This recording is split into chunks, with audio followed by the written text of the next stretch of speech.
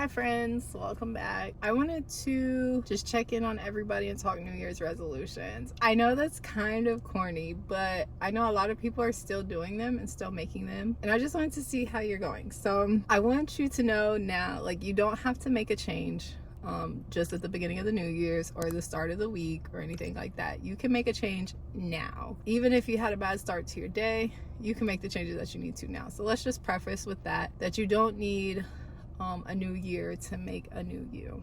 That sounds so corny, but with that being said, just because you didn't stick through it to now we're in almost the end of January doesn't mean that you can't continue pick up where you left off. So just know that just because you slipped up doesn't mean that now you can't do your goal or whatever. With that being said, like, I know a lot of people feel that after January they can't do their goal and you can return to it whenever. So I just wanted to give you a little couple tips because just like you, I'm starting a new journey this year. It will change more in spring. My journey for myself, just so you know, is to become more healthier version of myself after having kids back to back. It took out a lot of energy and a lot of my physical nutritional needs and my muscle mass and all that. So we're gonna work on that. So we'll share it with you guys. But the first step that I think is really important is keep it realistic. Not saying that you're like bigger goal, like, right? Not saying that if you want to lose 100 pounds by the end of the year, that's not realistic, because you absolutely can do that. But be realistic with your like, break it down, right? Break it down and create small achievable goals throughout your process. So that way, like little stepping stones to reach your big one. Because if we look at it like, oh, it's, only like we get into February and, oh, I only lost 5 pounds. You're looking at it like you're not close to that 100-pound goal instead of you lost 5 pounds. Does that make sense? I hope so. So just create small achievable goals that lead up to your bigger goal. So you have like a little stepping stones. I guess this goes together. Create a plan, a game plan, how you're going to do that. And if you can, be detailed as possible. That way it helps you stay focused and stay on track and keep you organized, and you don't, you're not winging it.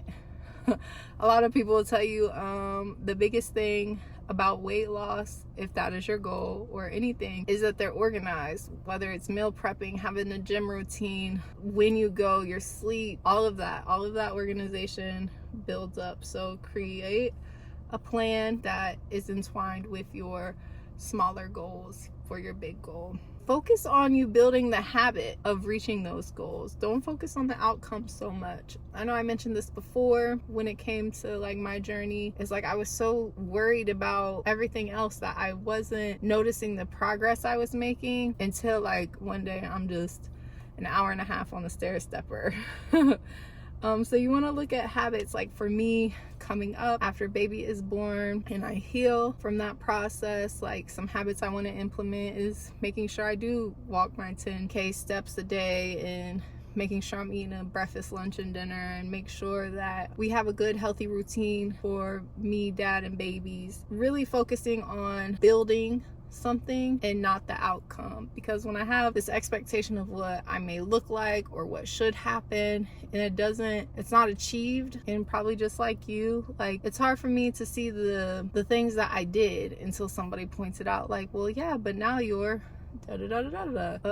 so for me, like, I was able to jog 15 minutes mile, and that was a huge PR for me, even though the scale had stayed the same for a month. And it was just like I didn't see that milestone as a win until like I had posted it on my Snapchat story. At the time I had Snapchat, and someone was just like, congratulations, like last month you were at like 20, it was like 20 minutes. And I was like, yo, thanks for even paying attention, one, but two, like, you're absolutely right. Not focusing on the outcome that we have in our head, because it may be that's not the outcome that's meant for you. You have these new habits that took you away from your old life and closer to the resolution you're trying to make. So be accountable for yourself. That involves being honest to yourself. Have some accountability for your actions and what you're doing. I know sometimes it's hard to have a gym buddy or a friend to hold you accountable, because they can be like, girl, you need a break, or skip the gym and take a rest day, or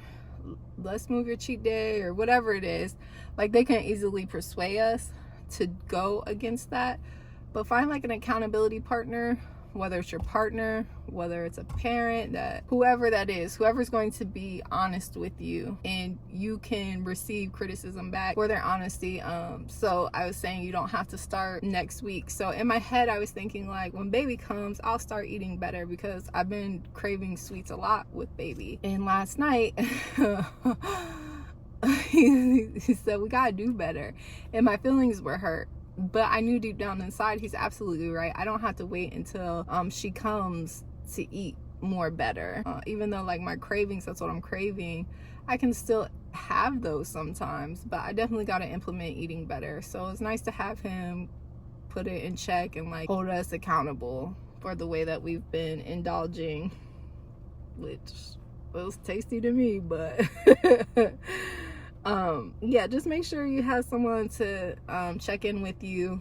So on days that you're not checking in with yourself and being honest with yourself, there's someone there to help you. And embrace the imperfections of the journey. There's really nothing, there's no perfect journey, there's no perfect destination, there's no perfect outcome. And I think if we tell ourselves that and we embrace that and we're ready for that, it's easier for us to go on the journey and take it. Because everybody wants like this perfect story and things to work for them, but they don't really understand that it may look one way to you from the outside, but from the inside, it was hard for us to make this journey to get here. I don't want to say slip ups, but having things pop up, like for me, it was like record every day. You know what I mean? Record every day until baby comes, to make sure that there's some type of content out there in the world for me, of me trying and doing something. But there was a couple days that like we couldn't get to record, and that's okay. And I just have to remember that it's okay that we didn't get it done today, but as long as we're back on track and doing what we need to do with anything, not just your resolution. Don't be hard on yourself. Remember, we are going to be compassionate to ourselves. Kindness is key. I hate to sound corny when I say this, but it's really your time now, if it isn't ever. I think if you're watching this, or me, or the algorithm somehow brought you and I together, that you're really connected into change, and it's really something that you're focused on and want to do and want to embrace, and you just need that motivation. And I don't want to be like, this is your year but it really is time to make that change. And I really encourage you to take that leap, even though you didn't start on the first, or even though you started on the first and you slipped up, or whatever your story is, you can make your change today with me. And if you want, I would love to hear about it, so you can comment what you would change for this year for yourself, and we can hold each other accountable into making those plans together. So as always, you're beautiful, and see you next time.